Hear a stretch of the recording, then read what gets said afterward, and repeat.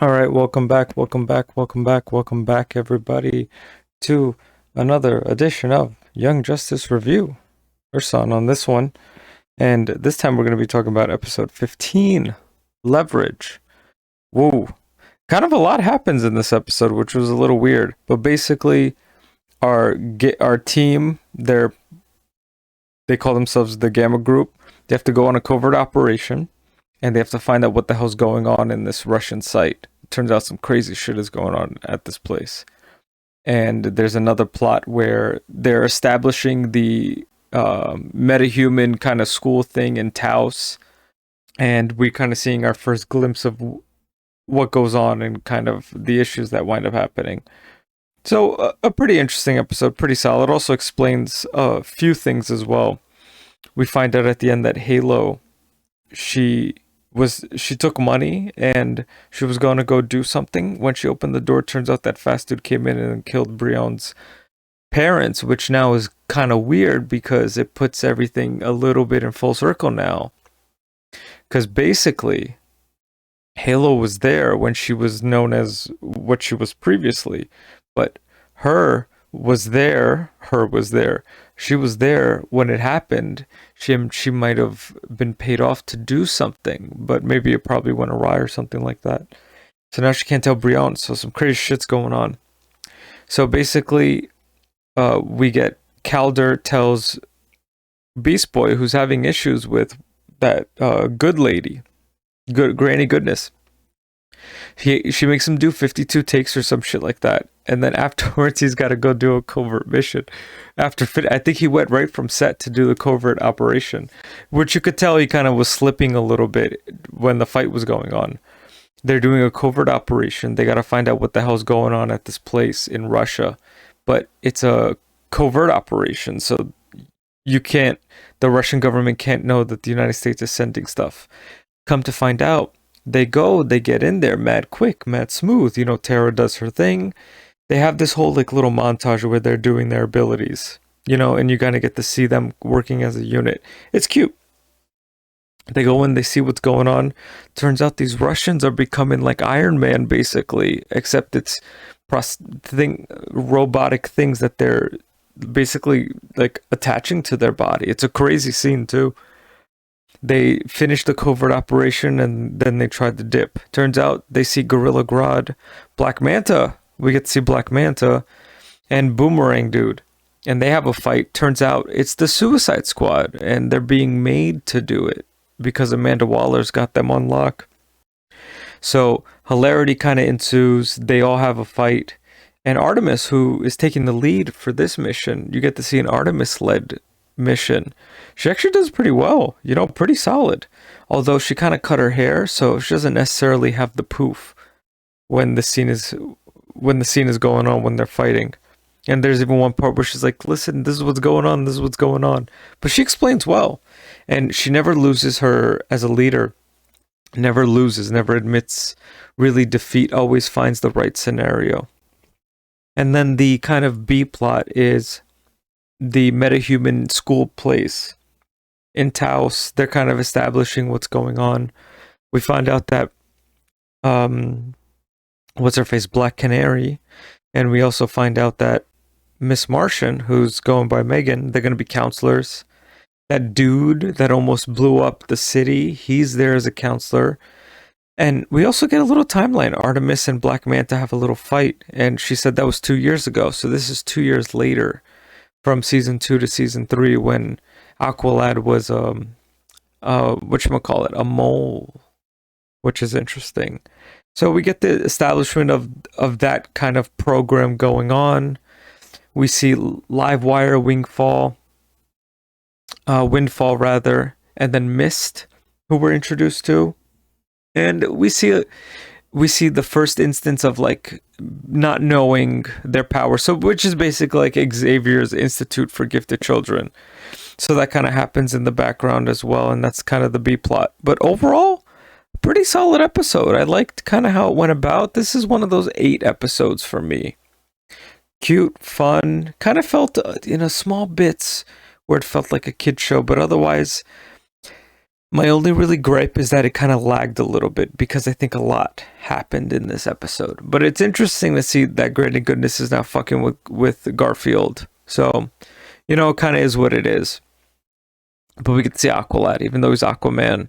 And we do get an interaction at the end with Black Manta and Aqualad, which I thought was pretty nice. So 8 out of 10. Episode 15, Leverage. All right, folks, stay tuned. Coming up, episode 16. All right, and episode 16, Illusion of Control.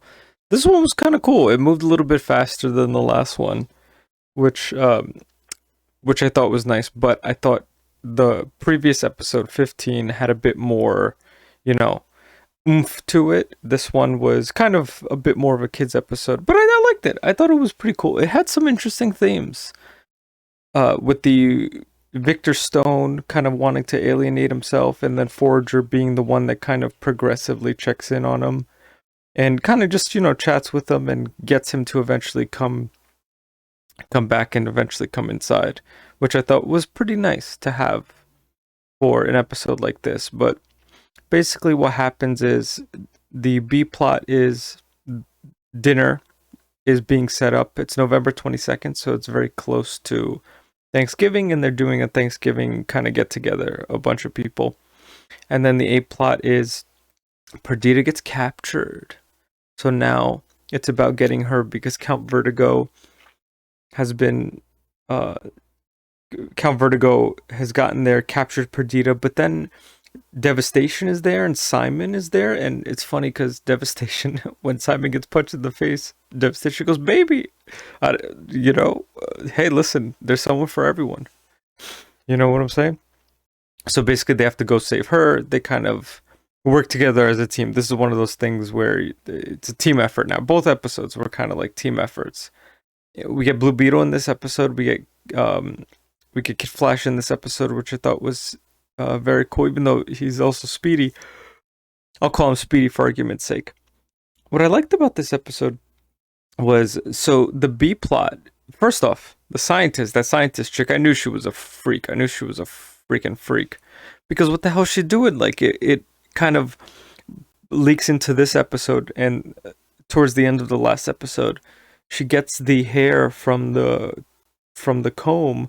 Now, someone's doing something when they use a tweezer to take the hair off of something. That's some creepy ass shit, and that's what she's doing.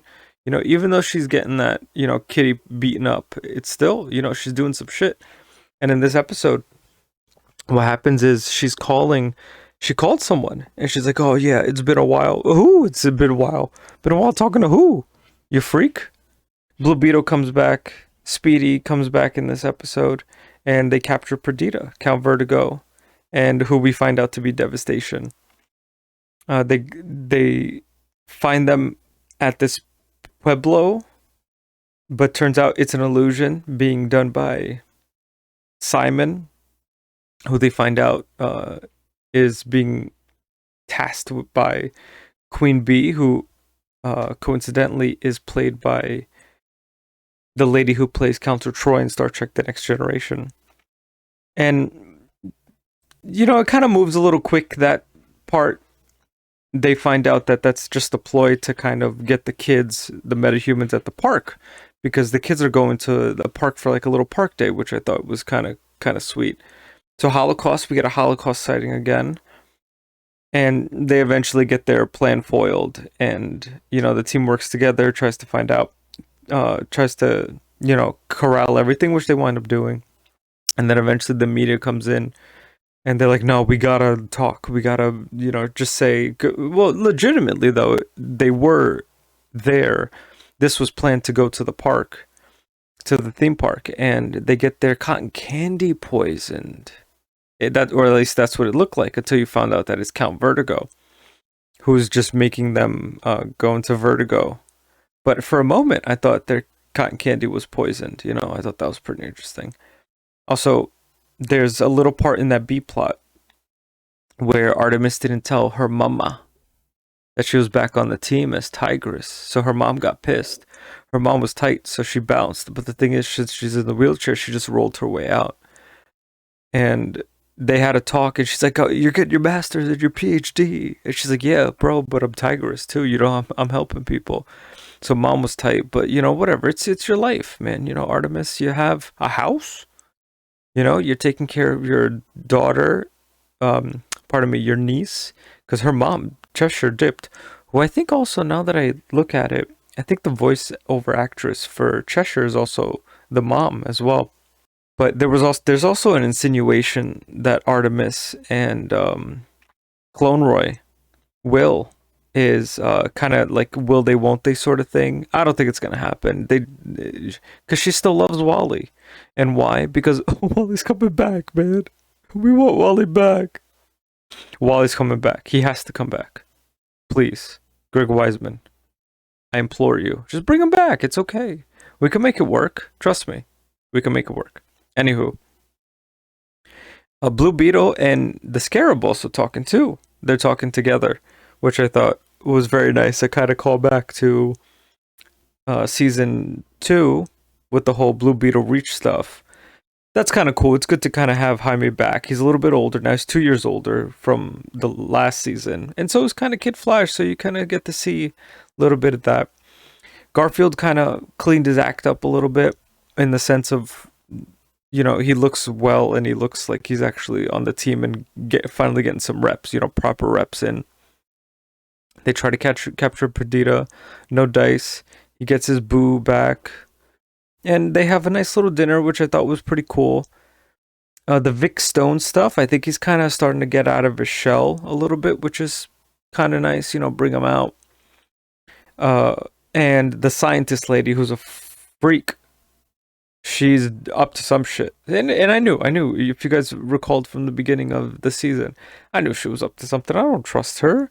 What are you doing, plucking hairs out of combs with tweezers? That's some creepy shit. Don't do that. But that's what she's doing, and that's why I don't trust her. Anywho, overall, I'd probably give this up. This is one of those 7 episodes. But I liked it. It was nice, you know? The season's not bad. It's not a terrible season. But I give it a bit of a 7, although it did move very fast. I also liked one of the little touches, two touches that I thought was pretty cool. One was when Artemis and her mom are arguing. There's a picture of Will Cheshire and their daughter. And the second thing is when they find out that the Pueblo is kind of weird because Blue Beetle's scarab is like, Jaime, you're only hovering like a foot off the ground or something like that. It turns out Simon did that shit where he makes an illusion. Beast Boy, Garfield, says, all right, you then follow my sound as I smell. So he turns into a bear. Now, I don't know bears and their senses, but if they have a strong sense of smell, it makes sense. And I thought that was a good touch as well. So, a 7. Episodes 15 and 16 down. Next, we have a couple of more, and then that's pretty much it for season 3. All right. Peace out, folks. Deuces.